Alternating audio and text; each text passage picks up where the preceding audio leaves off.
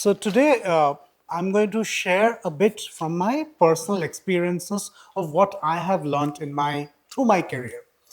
Back in 2010, uh, there was this strange situation in my life. I was working in London as an IT consultant, and a thought started growing in me. My work was thought provoking, colleagues were intellectually stimulating, but the work did not mean anything at all to me. So I left. I returned back to India and I started afresh, volunteering in rural India with this program called the SBI Youth for India Fellowship. It was, in fact, its first year. And at that point of time, my story, the story of leaving behind my corporate job, was plastered in national dailies in what I would call hyperbolic titles. Like, this IIM grad left his cushy job to work in rural India, or how many yuppies would it take to change rural India? For the next whole year, my entire work directly teaching youth in villages that I was in got a fair bit of attention. There was a lot of curiosity, a lot of encouragement. But let's leap in forward to right now. I don't directly teach anymore. I right now work more at system level solutions, platform solutions in skill development and education, creating learning resources for a larger group of audience. I was trying to explain my work the other day to somebody, and the person reacted, so you don't teach anymore. What you're trying to do seems like a lot of back end work. I think the person was trying to stop himself from saying the word boring. I realized something has shattered here. The very idea, the admirable hero picture of somebody leaving every comfort behind and working hands on with somebody else, serving others, that picture is not there anymore. That story doesn't exist. I understand why the story could be powerful. It gives us a very clean hero, a visible sacrifice. It also gives us this idea of a grateful beneficiary. It makes us feel very good. But does feeling good really lead to actual social change? My humble experiences over the last couple of decades in social impact says there's a lot more to the story. Now, of course, I started with the right intentions and, like many others, wanted to do something meaningful, wanted to help others. But doing good is not the same as feeling good. And while stories of a maverick leaving behind and doing something creates a heroic narrative, slow change, systemic change over a long period of time does not create a great story. And that's what I call the trap of the heroic narrative. Now, this hero narrative has quite a few setbacks. The immediate way it affected me is that deep down in my conscious, it filled a little bit of an ego. I have contributed, and hence my contribution already matters. I have done so much, and therefore I should be appreciated. In a way, in the first year itself in the village, somebody directly addressed this ego. The person said, I hear you have come from somewhere else and you would work for us. What is that you're going to actually do? The scary answer to that question is actually nothing. I did not know the local context. I did not know the local society or the economy. And personally, I'm no engineer, I'm no developer, so I could not really build or code anything. So I would practically not be doing anything for that particular person. But yet I was put on a pedestal. Literally, I was asked to get on a stage and address a youth group, motivate them in their careers. I realized I have been given a very, very serious job position for which I did not have the skills yet. In fact, for the next 1 year, I kept doing what I practically could teach. Even the hero picture of that is that there's this happy classroom with a lot of smiling faces and learners adorably hugging this volunteer teacher. But the reality was far from that. There were learners who would not get what I'm trying to teach. There would be learners who hated me. There would be parents whose expectations I would not keep up to. And it can be said that people have their own politics. Over the years, I've had to navigate complex people dynamics involving caste, power, gender, racial groups, as well as conflicts filled from ego. So complex these things can get that a like minded volunteer who I was mentoring once came up to me and said, I wanted to work with children for getting some mental peace. This seems to be more complex than managing my own supervisor in the corporate job that I left. You see, that is the second setback of the hero narrative. It simplifies reality. It does not set the right expectations for the job that you're about to do. So, two things again. One, it does not communicate that it's a serious job role, and of course, does not set the expectations correctly that it's going to be complex and very, very stressful. But there's even one more area that I think such inspirational narratives very quickly overshadow. There's this common belief that I've come across that, as far as your intention is good, everything is okay. I beg to differ. Doing good is not a matter of the heart. I feel that kind of thinking is also a little bit self centered, if I might say.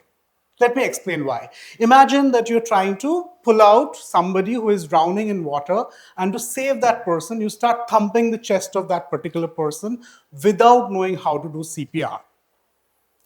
That's going to be fatal, isn't it? Even though your intention is really, really good. The same thing applies for social impact work at large. If we are trying to help other individuals, we do not come with the right to do good for others. We need to first prepare ourselves with the right skills and knowledge to be able to effectively do good to others. Else, there's this huge chance that we might adversely affect the life of others, sometimes in hundreds, sometimes in thousands or millions even. Reflecting back today, if I ask myself, could I have prepared better for that volunteering year that I had? The answer is yes. Did I learn how to teach properly? No. Did I understand anything about a learner's psychology? No. Did I have any kind of certification or mastery over the soft skills that I was teaching over the entire year? No. So, in a way, it could be told that I was experimenting with the time, career, and lives of others, all to find some meaningfulness for myself. You see, that's why I call it self-centered. Now, of course, over the time, through these reflections, I have learned myself, and now I have changed the idea with which, or the lens with which with which I consider doing good as work.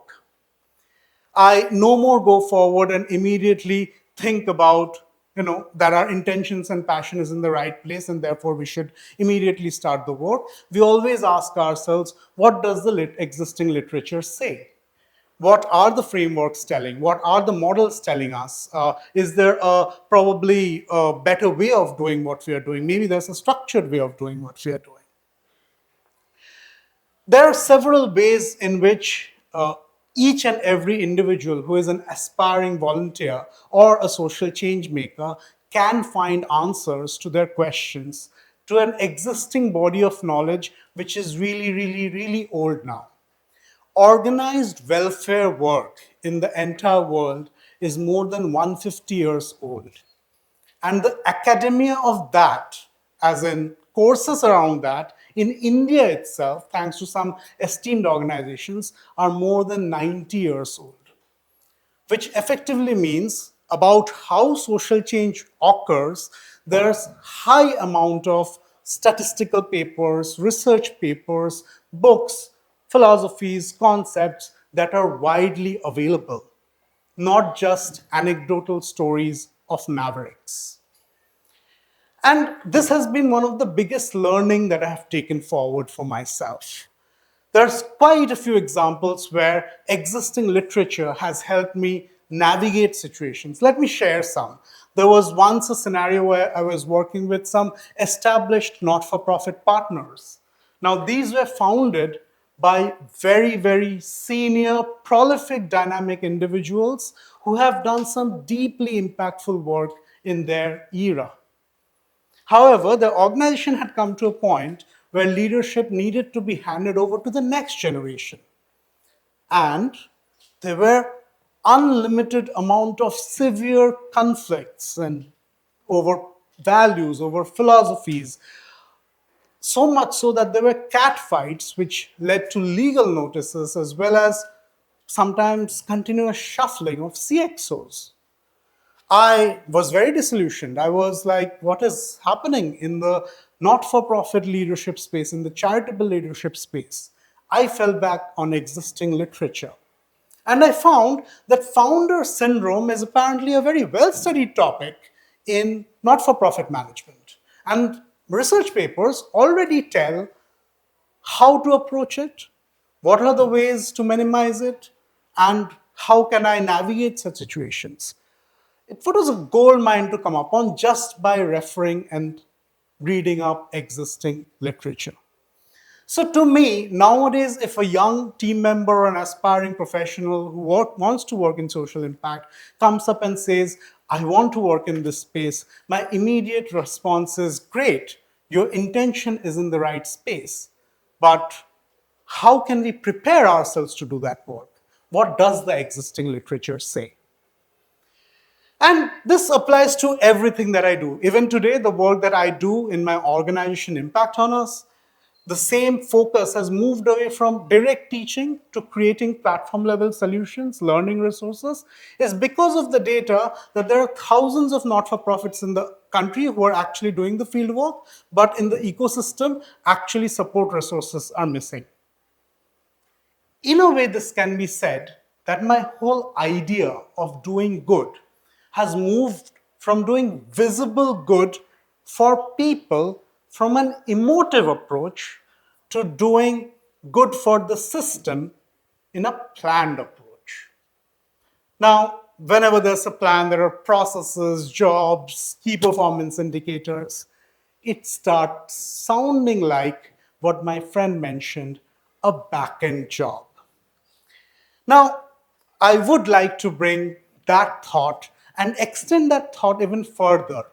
If we are to do our jobs really well, if you are to prepare for this, if you have to prepare for the work that we have at hand very seriously, if we care for the individuals who will be affected by the decisions that we make at our work, if we have the perseverance to stick through the complexities and the stress that a job would involve, and if we go forward and ensure that we take all of the job with all the seriousness it deserves, then perhaps we would be able to do good in our own respective job roles.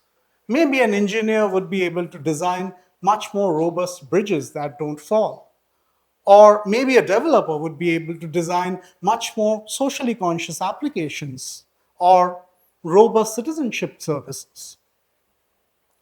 There would not be a requirement for the entire hero story at all. Nobody would have to really leave anything behind and look for an inspirational narrative. To me, therefore, in today's day, I strongly believe that the focus or the emphasis of the inspirational narrative is disproportionately high. It misguides individuals who are aspiring to be in the social impact space because it does not communicate the seriousness, the complexity, and the preparation that is required. Worse, it also misguides the individuals who want to support these individuals in their endeavors because it directs resources to actions or works which have such inspirational stories only. Nobody wants to support the slow systemic changes which do not have a hero story associated with it. So, to me, I would make a call for again bringing back attention or focus or the heroism back to those who are actually doing the slow, systemic change work of social change without any inspirational component attached to their work as of now. Thank you.